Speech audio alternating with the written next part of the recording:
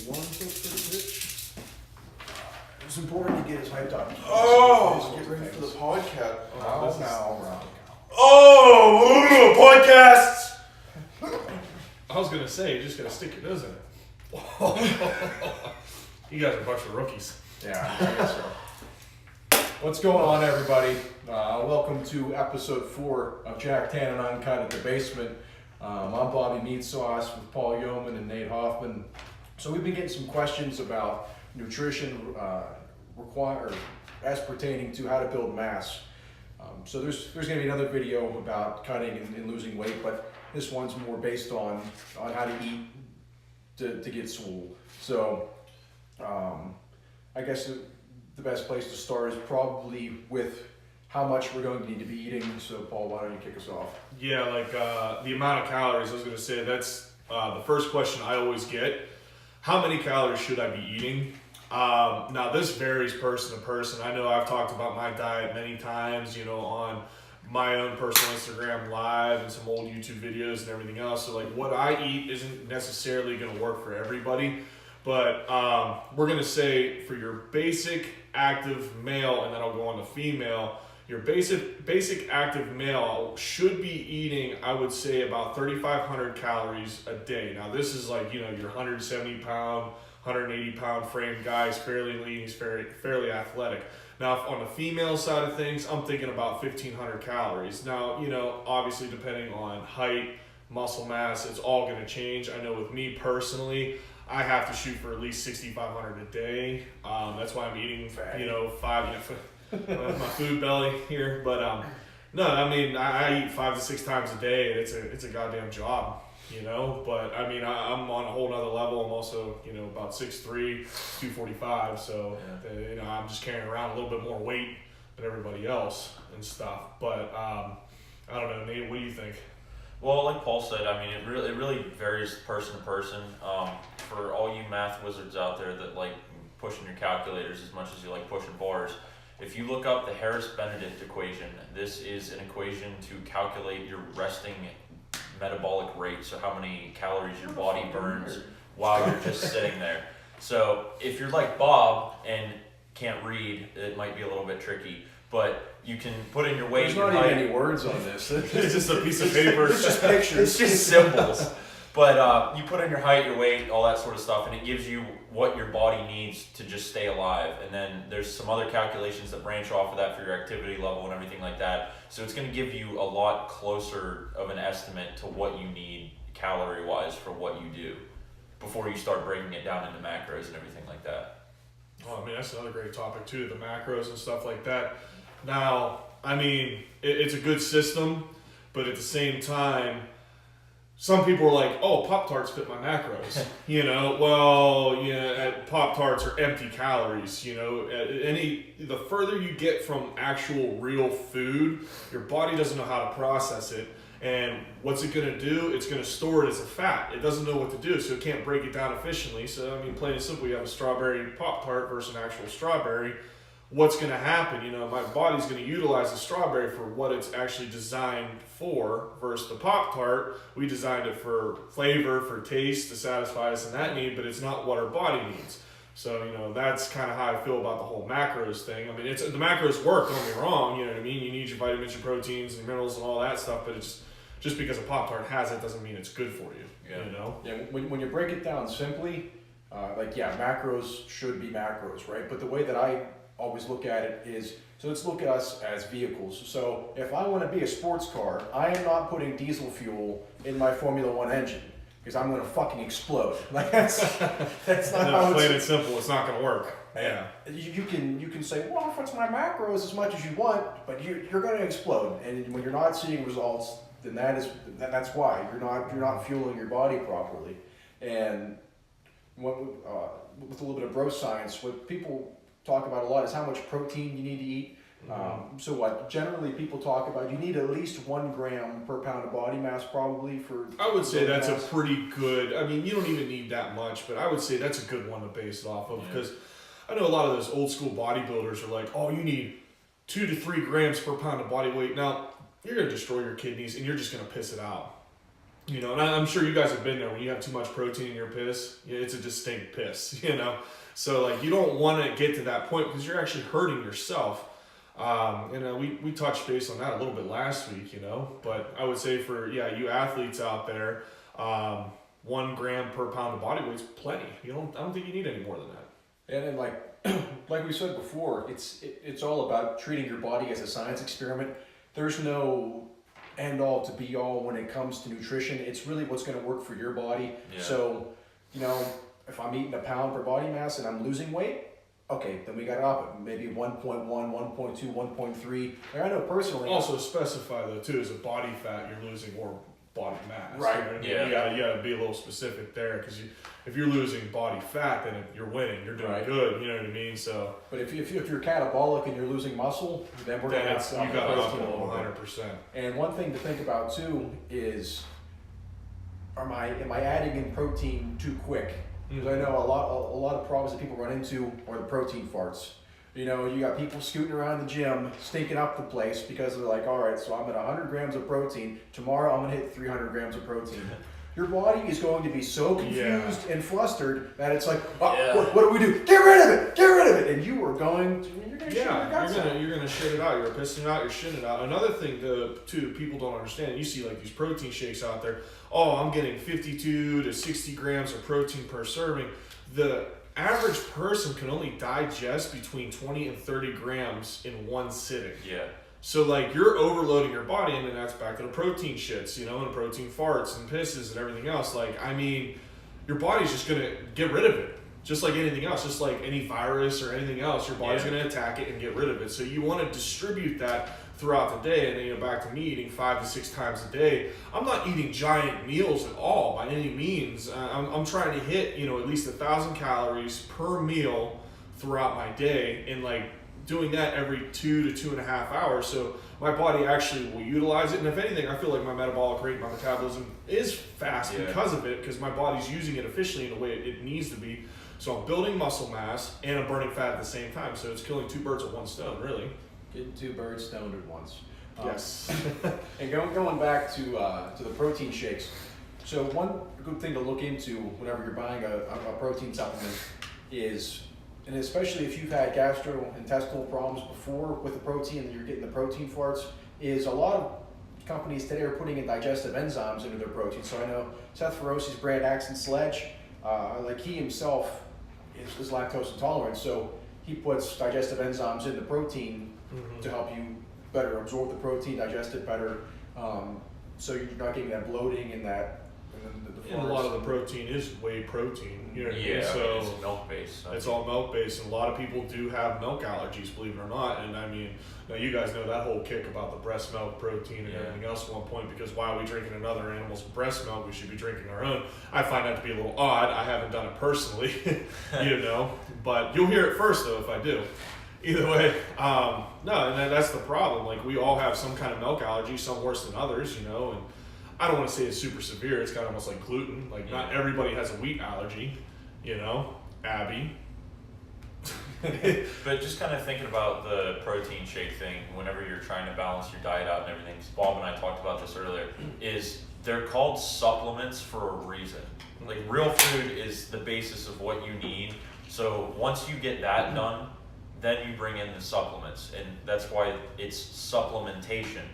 Like Paul said, if you're eating 5-6 meals a day, getting your calories and everything in, but you're still not getting enough protein, well, that's when a shake can come in. If you physically cannot fit a 7th, 8th meal, whatever you need in the day because of time, appetite, finances, whatever, like, that supplementing that protein with a shake is where that's going to come in properly. No, I mean, that's a good point, you know what I mean? And that's why you see a lot of those companies, they make the 6-pack backpack and stuff. Now, that's more for the meal prepping, but you see a lot of the shakers have like the stuff you can screw on where, you can put your BCAAs in there, your protein powders for on-the-go people. And I mean, the American lifestyle isn't a very sedentary one. We're on the go all the time. We're always moving, so it's hard to eat those meals. I'll vouch for it here. It pisses me off, actually. I get pretty mad that I have to eat. I'm sick of it, but you got to do it. Yeah, and with the protein supplements, like they said, that's really it's a matter of convenience to a point, depending if it's a basic whey protein. Let's say you're counting your calories and you need to get to, let's say you need to get to 100 grams of protein, but you're only at 70. At the simplest, a basic whey, yes, that 30 is going to get you to where you need to be. But there are certain companies that make like meal replacement shakes, like me and Dave were talking about earlier. Like GNC makes one that's called Macros, MRE from Redcon. Those ones have the vitamins, the minerals, and nutrients that you'd be getting from a full meal, but they're putting it into a shake. So yeah, that's different. That is going to replace a full meal. Yeah. And then if you want to go even farther into performance protein shakes, like for example, like a whey bollock or something from GNC, they're adding in your branched chain amino acids. They're adding in things like velocitol, which are going to help increase protein synthesis, and things like that are extra, that are a little bit more than just a pure protein. But at its simplest, a protein shake is just, but it's convenient chicken breast is all it is. You know? Yeah, I was gonna say. I mean, I was talking to somebody last night about how a lot of those guys, try to fit meals in quickly. Like a Blaine Sumner, he blends up chicken breast and he chugs it. And he's got to do what he's got to do and whatnot. And well, another thing I guess I could touch base on there too, is I got my branched chain amino acids here in my shaker cup, and this is your building blocks for protein synthesis. Like I'm big on aminos more than like protein shakes, only because this is going to help me recover, and it's also going to help me break down my proteins the way they need to be, and it's going to help keep that metabolic rate up. So I'm always drinking 1 to 2 servings a day, and I do notice a huge difference when I'm not drinking them because I don't recover as fast. Right. So, I mean, everybody's different though, too, you know what I mean? Like, you guys hear all the warnings and stuff on the on commercials and stuff about certain supplements and whatever and whatnot, it's going to give you a different effect. Yeah. Not everybody's going to react the same. And banking off branched chain aminos, people are always talking about the BCAAs, but I mean, you guys would say what, EAAs are just as important? Yeah, I would say so. And they're basically in the same damn thing anyway. Yeah, there are a lot of companies though that are, they get a little bit cheap and they just do the BCAAs. And there was even, I don't know if I told you guys, there was a company at the Arnold that was sampling out their BCAAs, and they're like, oh, it's 2 for $35. Why don't you buy it? I looked at the label, yeah, that's right. and it was all in Spanish. I say, I'm only in Spanish 102. I'm not qualified to buy your product. I mean, that's another good thing though too, and a good thing you did, because you don't know what's in there. Yeah, exactly. You know what I mean? You don't know what the hell you're buying, especially if it's in Spanish. Right. Yeah, you really, that's another thing. It's important to know what you're buying, doing your research. Just because you walk in and some bro at GNC tells you that you need this, maybe take a look and see what you actually need. And that's the other thing too about supplements and everything is, they're super convenient. If you got your liquid chicken in a cup if you need that extra protein and whatnot, but you don't know all the time what's there compared to what you do with food. Like a lot of the supplementation isn't regulated by the FDA and all that, so technically they don't have to report everything if they don't want to. So most places, they're not going to say it's BCAAs and give you a bucket of sand. But at the same time, you get, you buy chicken and rice, chicken and rice, it's these calories, these macros, all this. There's no guesswork. It's plain old chicken and rice. Yeah. And I guess back onto that, I guess we can get back off the supplement, talking about what we wanted to talk about with the meals and stuff. Now, a lot of you out there, trying to build your muscle mass, be lean and everything else, a lot of people are very weary of red meat, and that's one of the highest things in my diet. And bacon, to be honest with you, because you need those fats to actually help you burn fat. You need it as an energy.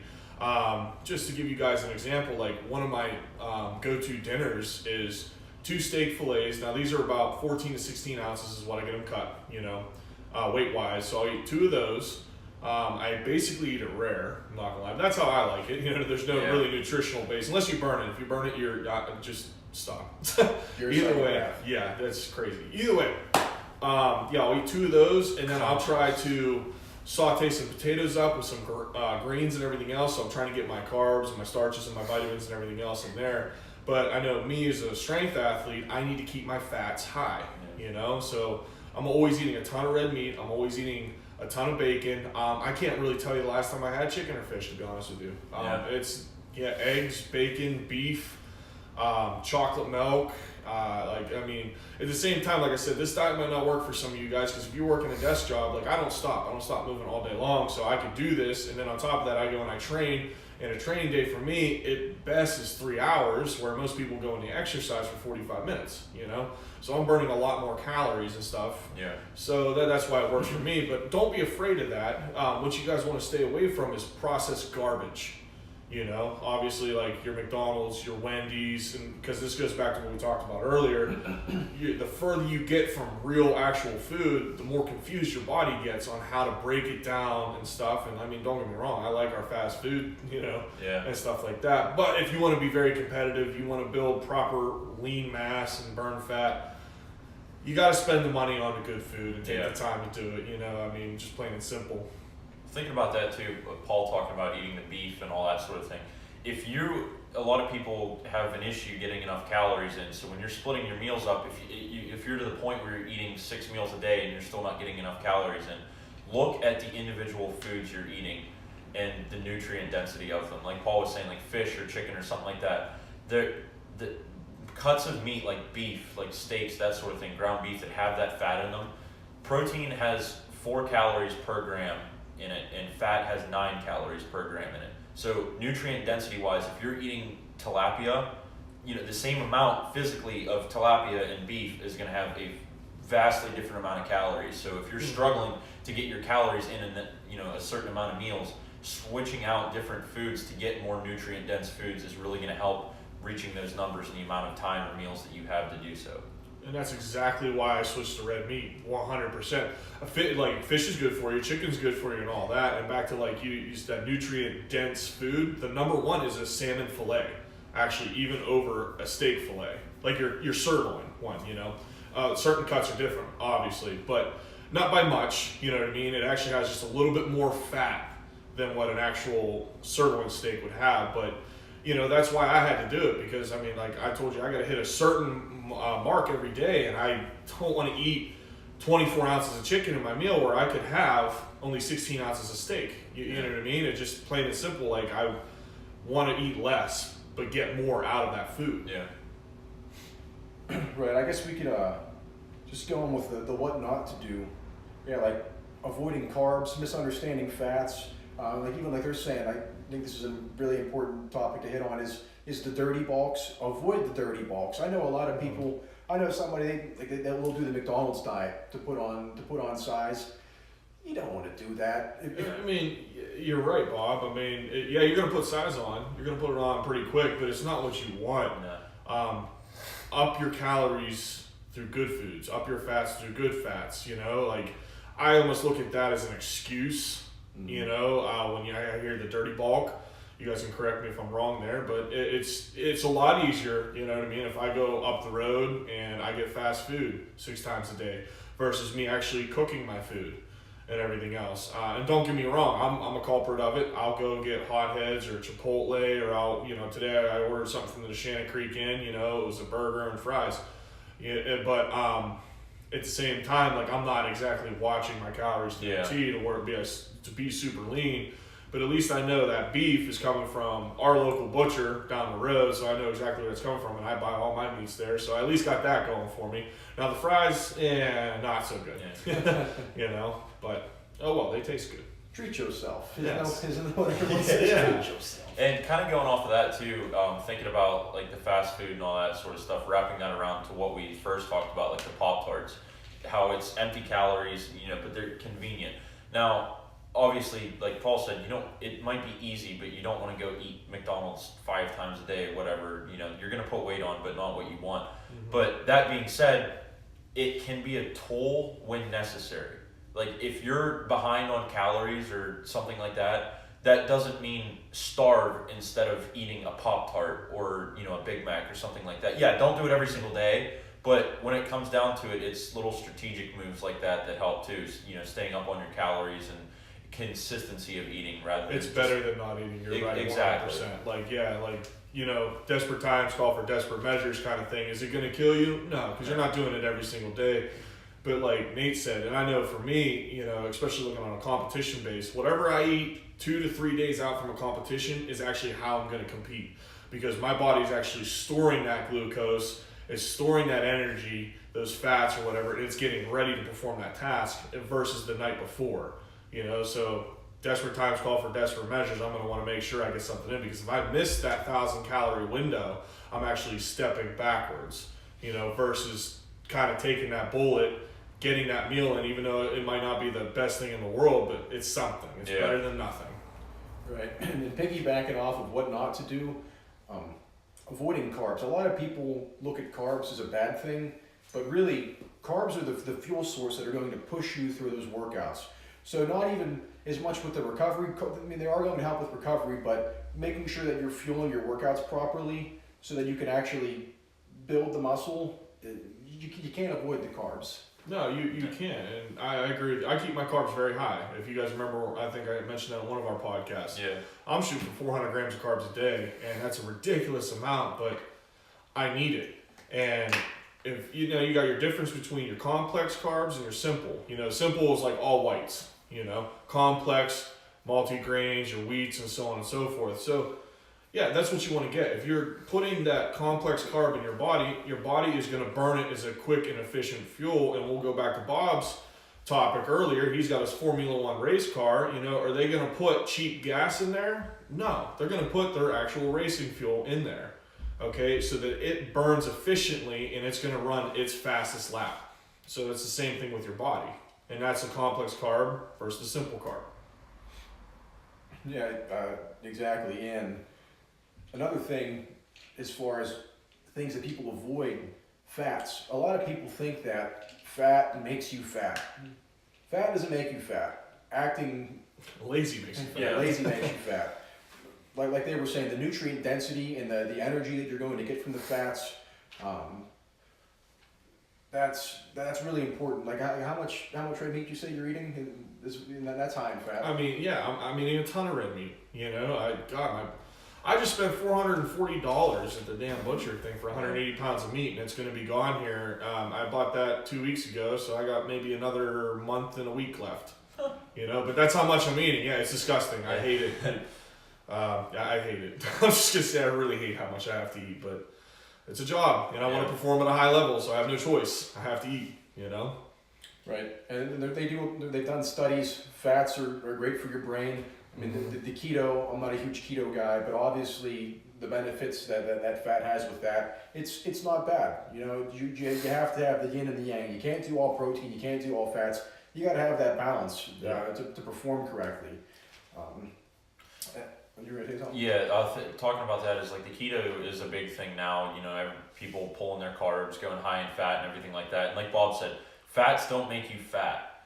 It's storage is what makes you fat. So whatever you're eating, whether it's a ton of protein, ton of carbs, ton of fat, and storing that, not burning it, is what's gonna make you fat and gain that weight.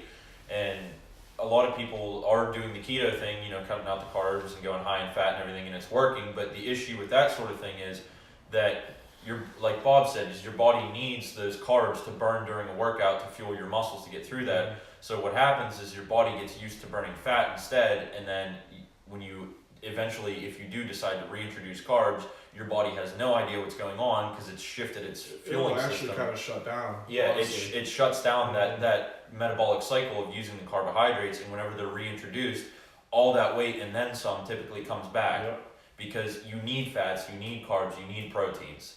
It's not, cutting out one or the other or whatever. It's finding the balance between all of them. 100%. It's just being consistent too. I want to say that's the hardest part. So many people skip their breakfast, skip their lunch, or skip their dinner, or have one meal a day. Whatever you do, as long as you're consistent, you have to be consistent so your body knows what's coming at it. You know what I mean? So if you're going to do like a fasting diet and you're not going to eat until lunchtime, that's fine. That's okay. You know what I mean? We're going back to like a primitive time there where your body doesn't know when it's going to get food, but as long as it's consistently knowing when it's going to feed, then it'll burn the fat. It'll work. The body is an amazing machine and it will adapt. So, as long as you're consistent, and I eat my breakfast the same time every day. I eat my meals, besides my lunch, is like within an hour to an hour and a half, depending on how much work I got. For the most part, I know exactly when I'm going to eat throughout my entire day. So my body it's just like clockwork, honestly. It knows what's coming its way. Yeah, and that's an important thing that I wanted to cover was the frequency of meals. So if your body is breaking down that muscle, and it's important to have consistent amounts of protein going in a little bit at a time. Like Paul was saying, your body can only take in so much protein in one sitting. So I know like Jay Cutler might still be big on meals every 2 hours. Mm-hmm. Yeah, and maybe for your basic gym bro or somebody trying to put on muscle, and then like the most basic form, that might not be what you're looking for. But I try to go no longer than 3 hours without eating. Yeah. I'm a salty bitch and I'm angry, but I also know that it's important for my body to get that constant fuel. I am noticeably sore if I'm not constantly fueling myself with protein. No, and then once you guys get into a routine like that, you will notice that. Your energy levels, you'll notice your energy levels, your recovery, how you perform when you're in the gym, whether you're a runner, a lifter, a bodybuilder, you're going to notice a huge difference where it's like, wow, I was able to hit 100 pounds for 15, no problem last week. What made this week so different? But then you realize like, oh, a few days ago, I couldn't hit this meal and that meal. And then we'll go back to the topic where you got to bite that bullet. You get that fast food. You get some kind of calorie in your body, because it will. For the longest time, for years, I was up and down like that. I didn't know why. And it's because my meals were so inconsistent, and I had to finally learn to start, getting consistent meals in, whether I'm meal prepping or I'm like, it's this time of day, I got to order something or go pick something up, no questions asked. Yeah. And that's really where success comes from, is stringing together those good days, making a chain of as many successful days as possible. First making it a habit, and then turning that habit into a lifestyle. Yes. And you will eventually reach your goals once you can make a long, long chain of successful days and connect them all together. Because if you have 5 good days and then you go out and you guzzle alcohol all weekend and you eat like shit, that's a break in your chain, and then you might as well just... And you got to make a new chain at that point. You got to start right back over. Yep. And a lot of people got to learn that the hard way. I mean, I know I did. I did, yeah. Yeah. I mean, people love partying, you know what I mean? I mean, don't get me wrong, we're all social bugs and stuff, but one great analogy I got from a buddy who was a bodybuilder way back in the day, and he, we were at a party, just a bonfire, a bunch of, close friends, we're hanging out, we're drinking beer, and we're eating whatever. And he brought his gallon of water, he brought his prep meals, and he's eating them. And I'm just like, hey man, you know what I mean? Like, I wasn't trying to peer pressure him or nothing. I was just like, how come you're doing this right now? And he goes, well, I'll give you this analogy. His diet is this can of white paint. So you have this pure white paint, and it's a gallon of it, all right? You take that one bad meal, and it's a scoop, okay? It's only a couple ounces of red paint, and you throw it into the white paint. And now with that white paint, it's now contaminated. Okay, but now you have to get it back to what it was, breaking the chain. I have to scoop out the contaminated paint, throw it out, throw pure white paint back in. It takes more pure white paint to get the can back to being pure again than it did throwing one scoop of red in there. And I thought that was the best analogy anyone could have put that, I guess, into those words, for me to understand, or anyone to understand, like, wow, one bad meal tears it all apart. And it was just like that breaking the chain, like you said. Right, you just got to be consistent, and it's hard and it sucks.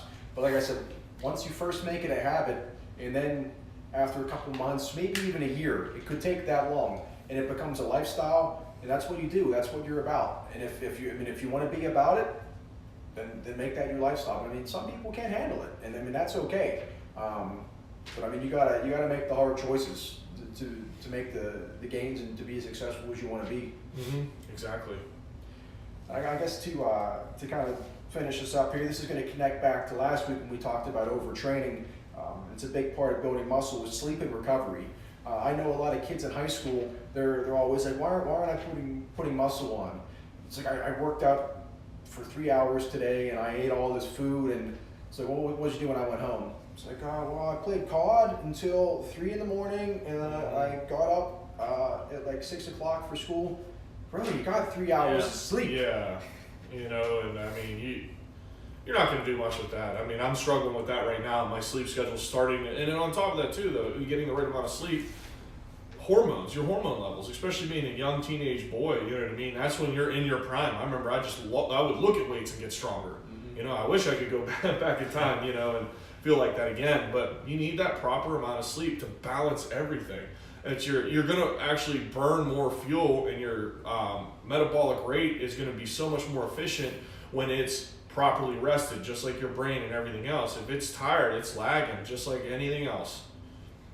But And that's why I'm big on protein sources before bed, especially like a sustained protein blend or like a casein protein. So if you think about this, your body is basically catabolic for that whatever 7 hours or however long you're sleeping. If you can take a sustained blend protein or just any sort of food before you go to bed, just a slow acting protein, just like your casein. right? It keeps you anabolic for as long as possible, and that's really the goal of the frequency and all the protein and all that is staying anabolic as long as possible and keeping yourself from being catabolic as often as possible. And that's why the BCAAs and all the meals and stringing all that together, that's going to keep you in that state of growth for as long as possible. Because I mean, the training I think is easy, but that's all the catabolic is your lifting, your running, your practices. The anabolic is what we just told you with your diet, your rest, your recovery, what you're eating, drinking, whatever. Like that is your anabolic. That's your time you're going to actually grow. Where a lot of kids, and we'll say rookies, or noobs to the sport, think, oh, I'm anabolic lifting, so more is better. And I fell culprit to that a long time ago, So more is not better. Yeah. Sometimes less is more. Yeah, that's true. And I guess just to close this out, you guys have anything else? No, that's about it. But I mean, if you guys have any questions for us, please reach out. Yeah. Good. Find what works for you. Be consistent with it. Don't get discouraged right away. Even if it might not be working instantly, that's not how this works. Kind of play with what you got and then run it for a while and get consistent, and the results should come. That's what it's all about. So if you guys have any more questions, like Paul said, pertaining to putting on mass or any questions in general, DM us. You can DM at The Only Hoff, at Gendrejeski Fitness, at Paul's main page, at Paul Yeoman, or the basement page. Let us know what you guys want to see going forward. I think we got, what are we thinking for next week? Maybe something on nutrition pertaining to diet? Possibly, Yeah, you know what I mean? It also depends on what you guys ask us too. We like to leave it up to the viewers, and it kind of, each one keeps building off of itself, with the questions that are asked. But, please ask us some questions and stuff. We're going to answer those questions in next week's podcast, and we'll move along.